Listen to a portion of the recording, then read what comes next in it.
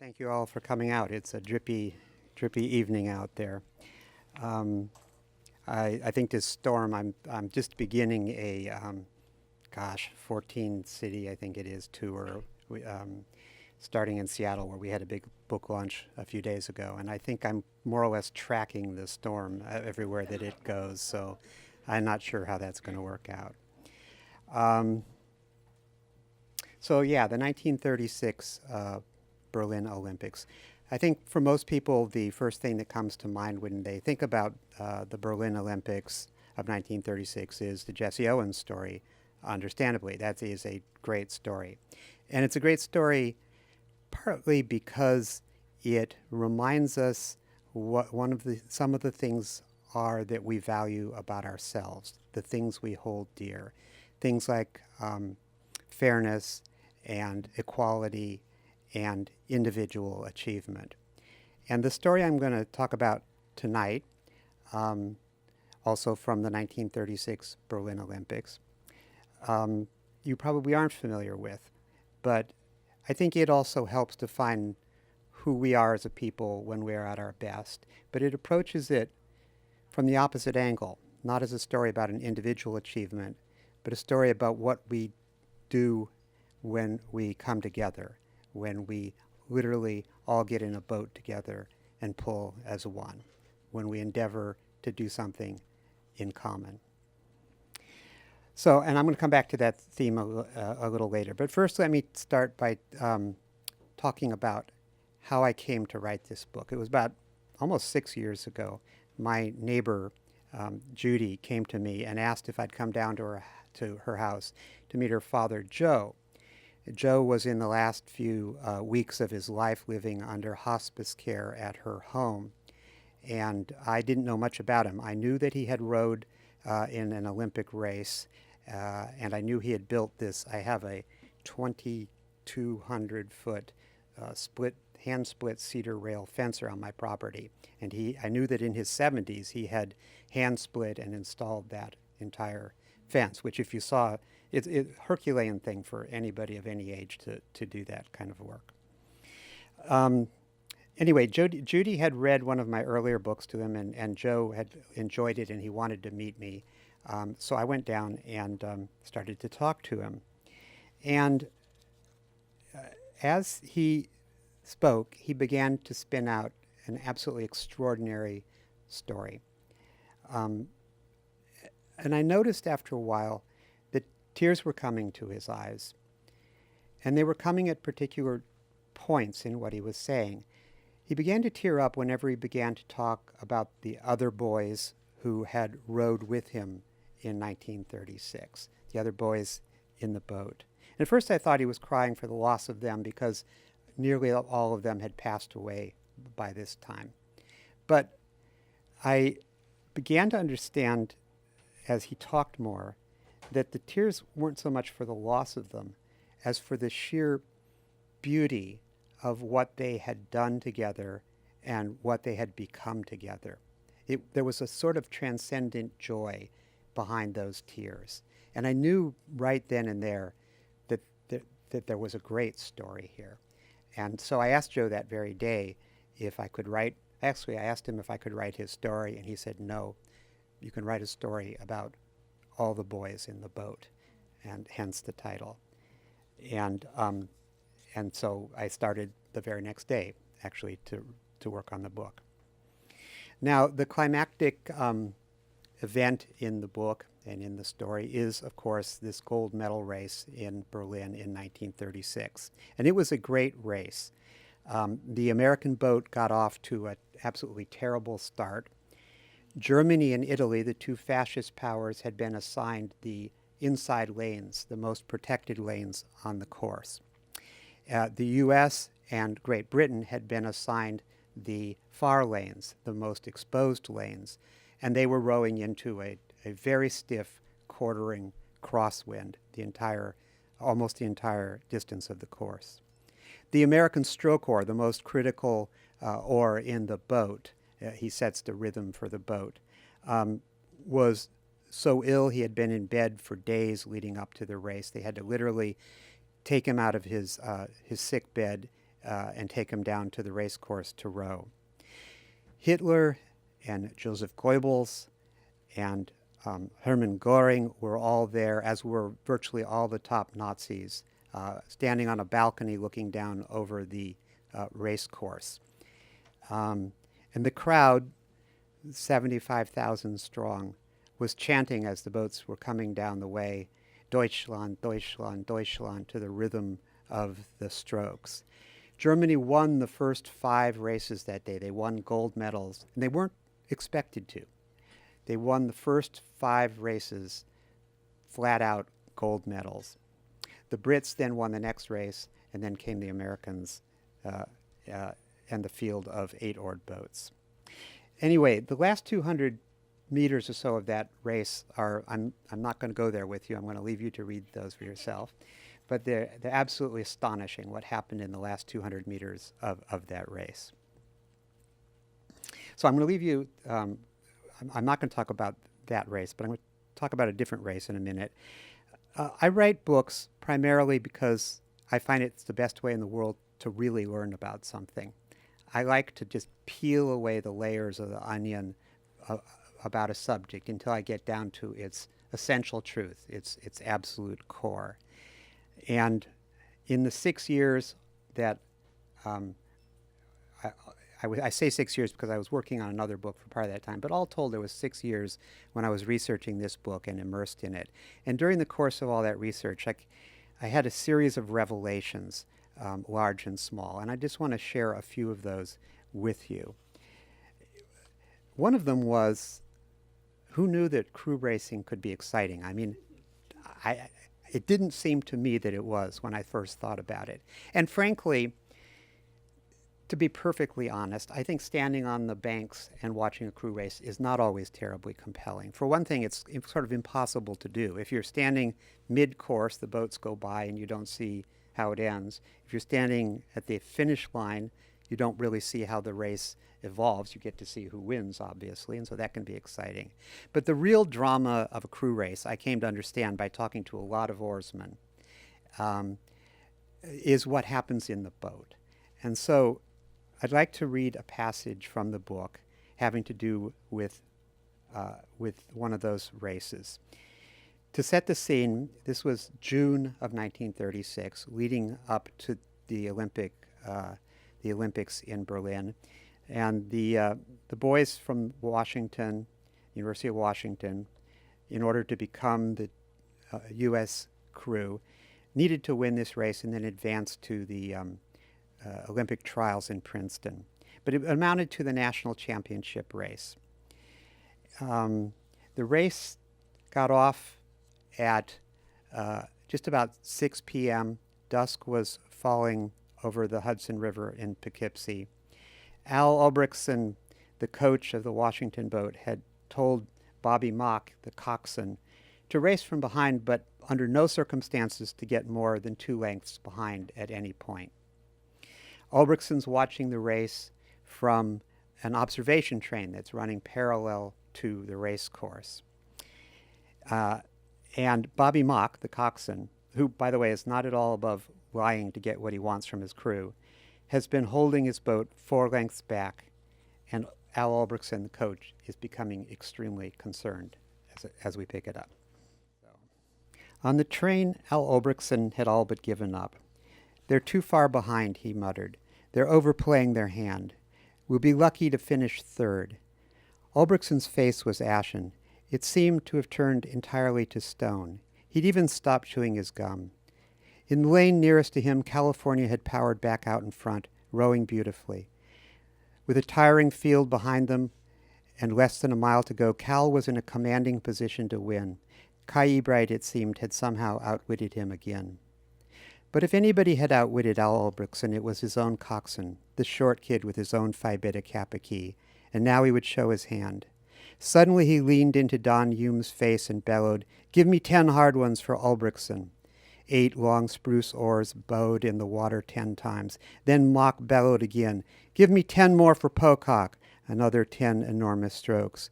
Then another lie. "Here's California, we're on them. 10 more big ones for Mom and Dad." Very slowly the Husky Clipper slipped past Columbia and began to creep up on Navy in second. Someone on the train idly remarked, "Well, Washington's picking up." A minute later, someone else called out much more urgently, "Look at Washington! Look at Washington! Here comes Washington!" On the train and on shore, all eyes shifted from the leaders to the 8 white blades barely visible out in the middle of the river. Another deep guttural roar began to rise from the crowd. It seemed impossible for Washington to close the gap. They were half a mile from the finish now, still in third place, still 2 lengths back, but they were moving, and the way they were moving compelled immediate and absolute attention.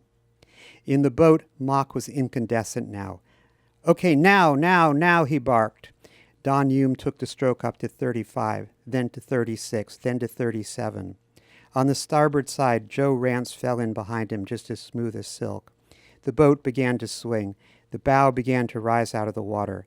Washington slid past the middies as if the Navy boat were pinned to the water. Cal's coxswain, Grover Clark, glanced across the river, and for the first time since he'd left it behind at the starting line, he saw the Washington boat sweeping up on his stern. Stunned, he bellowed at his crew to pick it up, and Cal's rate climbed quickly to 38. Mock hollered at Hume to take it up another notch, and Washington went to 40. The rhythm of the California boat seemed to waver, then grow erratic.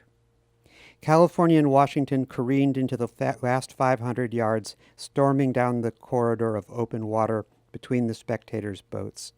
People in rowboats were standing up now, risking a dunking to see what was happening. Some of the large excursion steamers began to list toward the center of the river as people crowded their rails.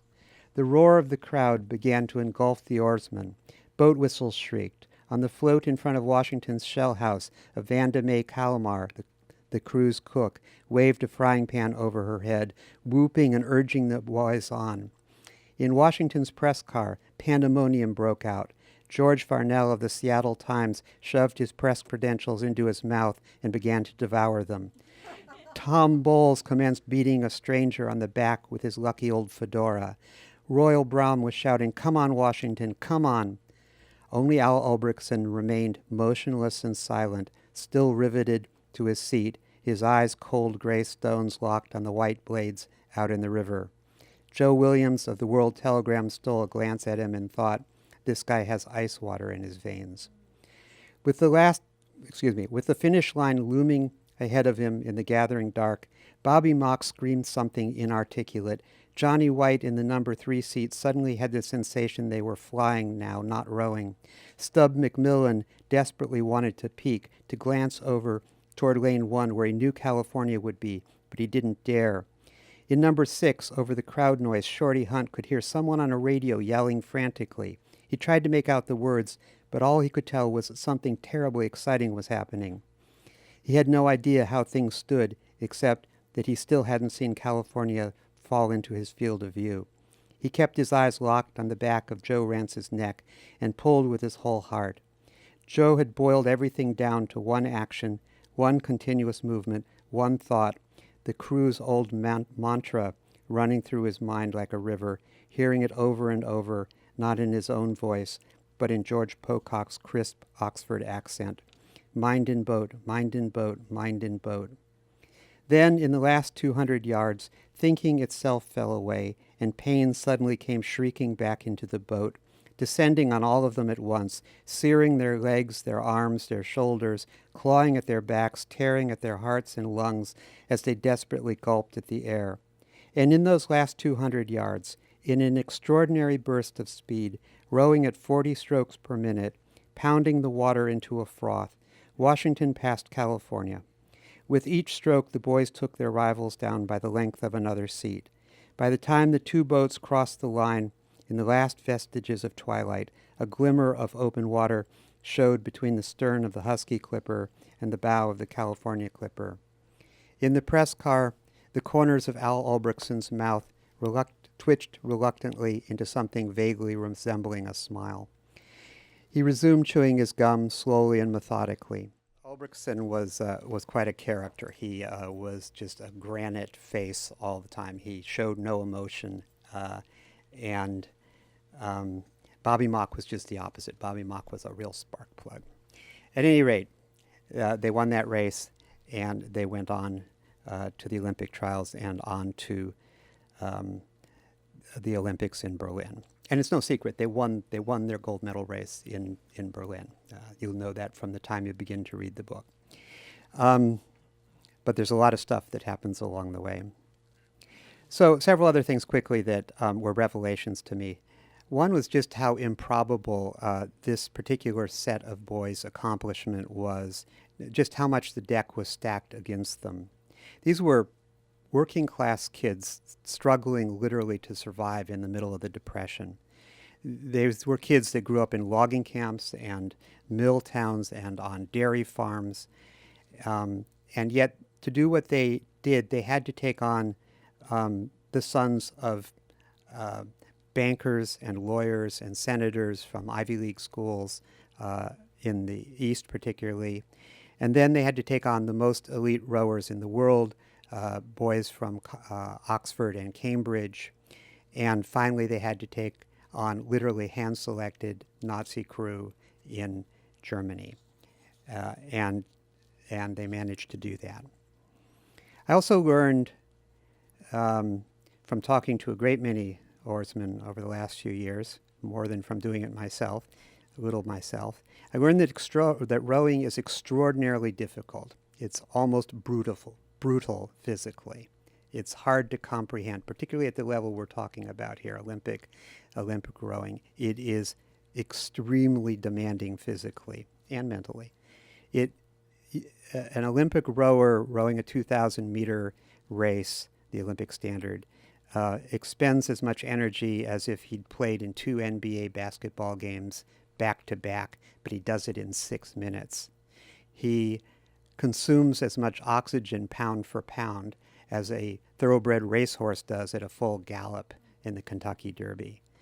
And all this puts terrible strain on the muscular system and the skeletal system, and rowers suffer from all sorts of pains in that regard too. These folks are also equally tough mentally. It takes an extraordinary amount of resolve and willpower to get up in 4 in the morning, day after day, and go out on that cold water. Maybe particularly in a place like Seattle, where they row all winter. In the East, they tend not to row in the winter. They row in rowing tanks indoors. In Seattle, they row all winter, but they row in sleet and snow and hail and mostly in rain, very cold rain. And it takes a lot of willpower to do that. And particularly given that the sport doesn't command the kind of attention and ego gratification and glorification that the football team, for instance, gets. These people do it because they really love it. And are, as I say, they're extremely tough mentally. I also discovered, though, that, and this really surprised me, the extent to which this is true. I came slowly to realize that rowing, when it's done well, is beautiful. And I learned from talking to many rowers that rowers oftentimes have what they describe as almost spiritual experiences out on the water. And in the book, this is embodied in the person of George Pocock. It was an English boat builder who built these beautiful cedar shells that the boys from Washington and ultimately every crew in the country wound up buying Pocock shells eventually. Pocock handcrafted these gorgeous cedar shells. And to him, craftsmanship was everything. Reaching for perfection was everything. Reaching for something higher was everything. And he mentored these boys to do that in their rowing, to row not just to win, but to make something, to reach for something greater than themselves. And he wound up being a sort of spiritual guide to these boys. And I have a quote here from him that sort of sums that up. He said, "It's a great art is rowing. It's the finest art there is. It's a symphony of motion. And when you are rowing well, why, it's nearing perfection. And when you near perfection, you're touching the divine. It touches the you of you, the you of yous, which is your soul." The number one thing that I learned from this, as I say, 6-year odyssey of learning about these boys and their accomplishment. The thing that I want to leave you with most was the extraordinary bond of affection that they developed for one another and what it meant for the outcome of their quest. Crew demands, more than any other sport, crew demands an almost absolute surrender of the self to the common effort. Nobody can stand out in a crew. Everybody has to fall into a rhythm. Everybody's oar has to enter the water at exactly the same moment as everybody else's. There can't really be egos, or if there are egos, they have to be constrained. It's extraordinarily cooperative endeavor. Each rower really has to be in perfect physical and psychological rhythm with the others. Really, all of them need to meld into one perfect thing, and that's what these boys did. They melded into this one perfect thing. And I think that's what Joe was crying about all those years later when he remembered them. He wasn't remembering any one of them. He was remembering what they had been. The experience was absolutely transforming for them. They never forgot it. They never forgot how it changed them. Every 10 years for the rest of their lives, they rowed in front of cameras on Lake Washington. But much more than that, they practically lived together as family. They got their families together constantly. When in the early 2000s, when only 2 of them, Joe Rance and Roger Morris, were left alive, the 2 of them would get on the phone, sometimes for hours at a time, and say almost nothing. They would just sit there, occasionally exchange a word, but mostly they just needed to be together. And finally, I'd just like to wrap up with a few words about the larger significance of this story. And there's various dimensions of this story I'm not touching on. There's all kinds of political dimensions, and you will find if you read the book that I take the reader periodically into Nazi Germany as these events are unfolding, and that's a very important part of the story. But I think for me, when I stand back from the whole story, the larger significance of it is this. The harsh demands of rowing that I just described humbled these 9 young men, just as the ravages of the depression through which they lived ravaged nearly all of them and all of their contemporaries. They discovered there were things more powerful than they were. And for me, they become a metaphor for their generation. They learned humility. They learned humility, and humility was the gateway through which they were able to reach out to each other, trust each other, climb into a boat together, and set forth on rough seas. I think that's, by extension, how Tom Brokaw's Greatest Generation became the greatest generation, is by learning humility. And my fondest hope for the book, if you do pick it up and read it, is that I hope that you'll find that I've done justice not just to these 9 boys, but to that whole generation of men in particular who were our uncles and our grandfathers, our brothers, whatever the relationship. I've become a huge fan of them. And that's it. I'd be happy to take any questions. I was wondering if in your conversations with other oarsmen, they talked about what a difference it makes to have most of the team not being able to see who's ahead of them, and like how that changes the dynamic. Yeah, I mean, that's a really important part of the dynamic, and that again is where trust comes in. All the 8 people in the boat, men or women, I'm just going to assume they're men in this case, are facing away from the action. The only person in the boat who can see what's happening during the race is the coxswain, who's facing forward. And that's part of where the trust comes in. You have to throw your body into each stroke, believing that the coxswain knows what he or she is doing, believing that every other oarsman in the boat is going to hit the water at exactly the same moment that you do and pull with the same degree of force that you do. So you're basically rowing blind into the future. You're rowing as if rowing off a cliff. You don't know what's happening. And that's why in that scene I described at Poughkeepsie, Stub McMillan, Jim McMillan, could hear this radio, could hear the announcers frantically screaming. He wanted the Dickens to turn around and see what was happening because he knew it was getting close. But they don't. They never look. They just look at the back of the guy in front of them. And that takes, particularly when, a national championship or a gold medal, an Olympic gold medal is on the line. It takes enormous trust. And from that trust comes this kind of bond that these guys experienced. When did sculling start? I mean, as a sport, was it at the beginning of the Olympics in 1896, or was that a later thing in the 20s? Because sculling became quite the thing in the 20s, didn't it? Sculling and rowing with long oars both are very popular in the 20s. One thing I was going to mention is that nowadays, a crew race in Seattle will bring out a few thousand people. In the 1930s, 100,000 people would come out to see a crew race. Oarsmen were sometimes on the front of Saturday Evening Post or Life magazine or whatever in those days. So it used to be enormously popular. But more to your point,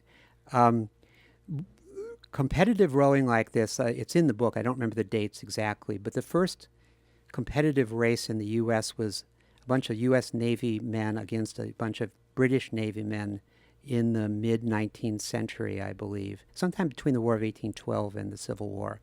And they rowed in New York Harbor competitively. But competitive rowing goes back further than that in England, where there's quite a tradition.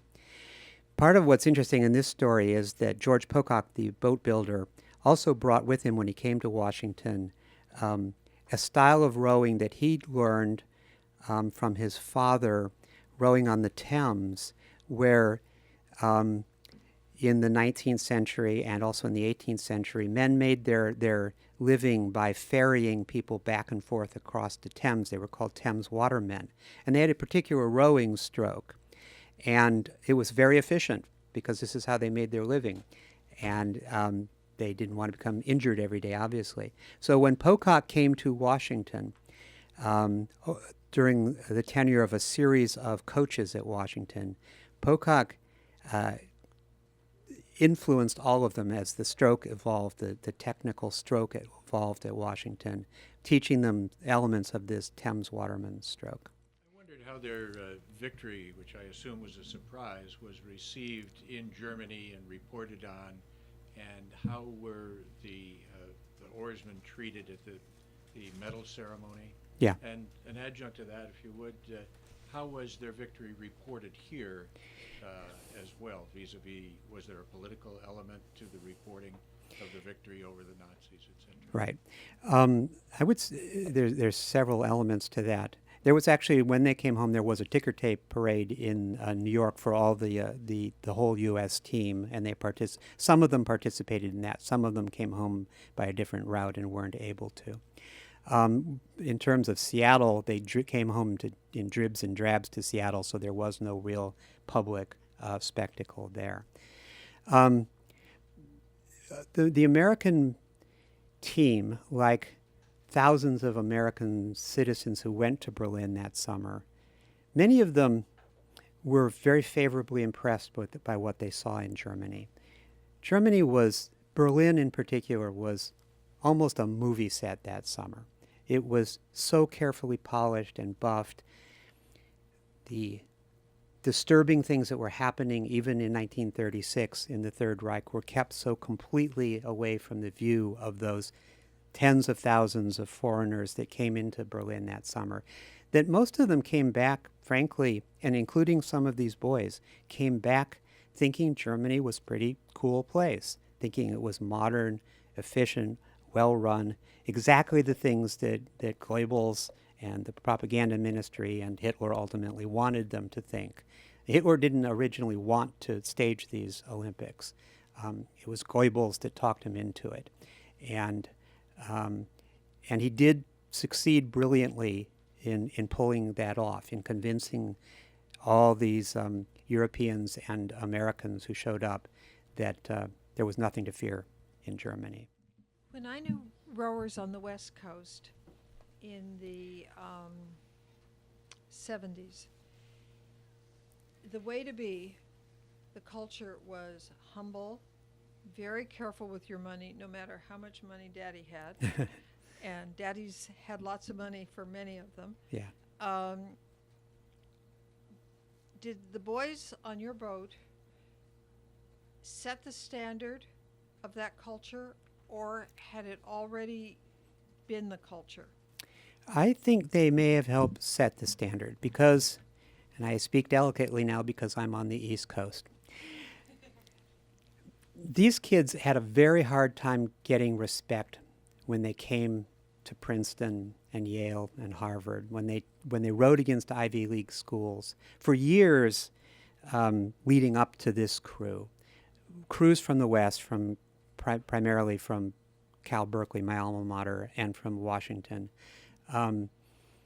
they rode very well, and occasionally they won, but they got almost no press, and they got very little respect in the national press until the Washington crew. Actually, the first Washington crew was a little earlier. This won a very surprising race, and that it was not actually this crew. It was a crew that came together in the late 20s, and they sort of began to break the mold, so that in terms of economic status, it became a more open and democratic sport, I think, largely because of these Western crews and some of the exclusivity of it that was originally associated with the Ivy League schools was broken down.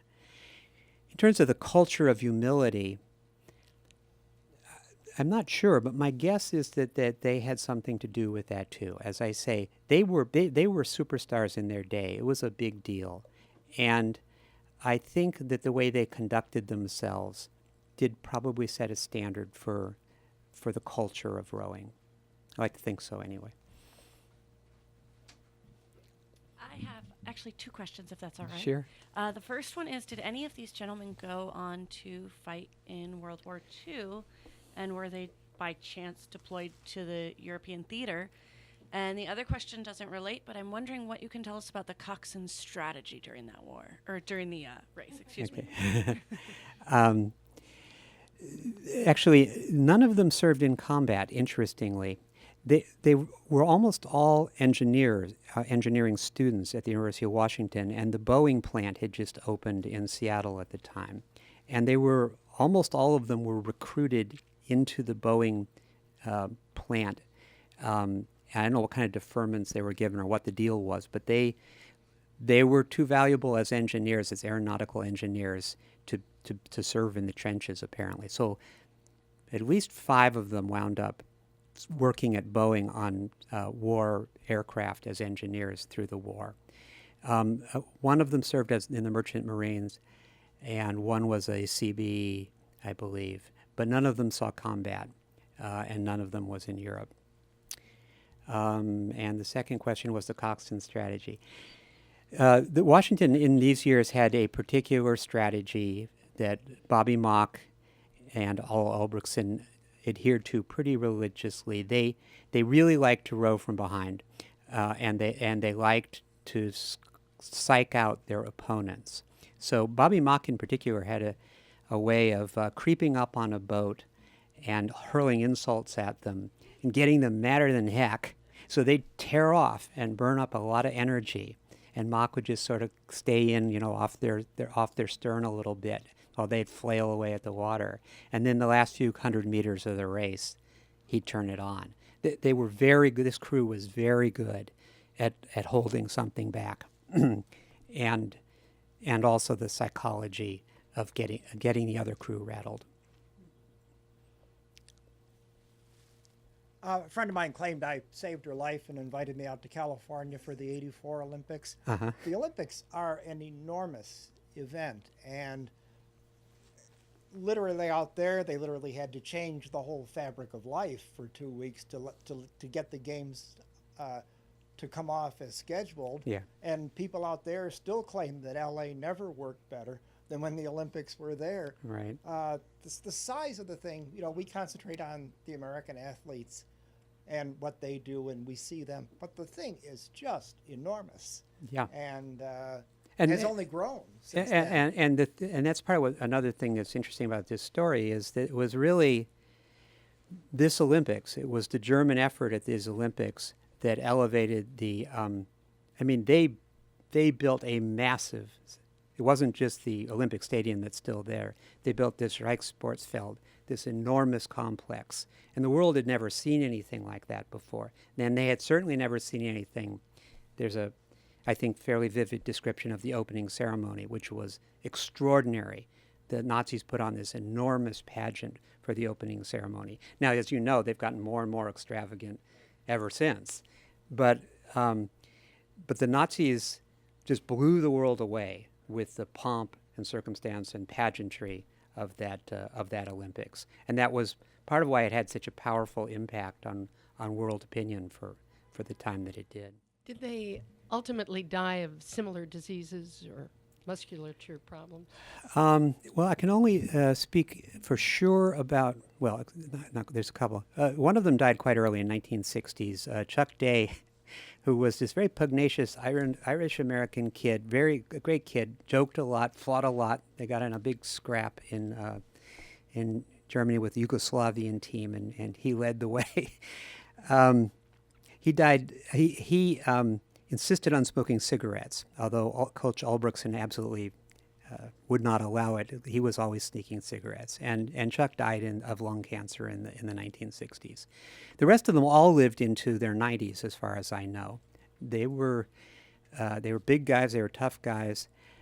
Joe died of congestive heart failure, and my suspicion is that some of the others did too. I don't actually know the cause of death of some of them. But they all lived long, good, happy lives, actually. I mean, there's an epilogue to the book, and I get into the particulars, but they were all lifted up by this experience and carried it proudly, although they didn't tend to talk much about it. They were very modest, they were very humble men. They did not tend to talk a lot about it, but it clearly lifted them up for the rest of their lives.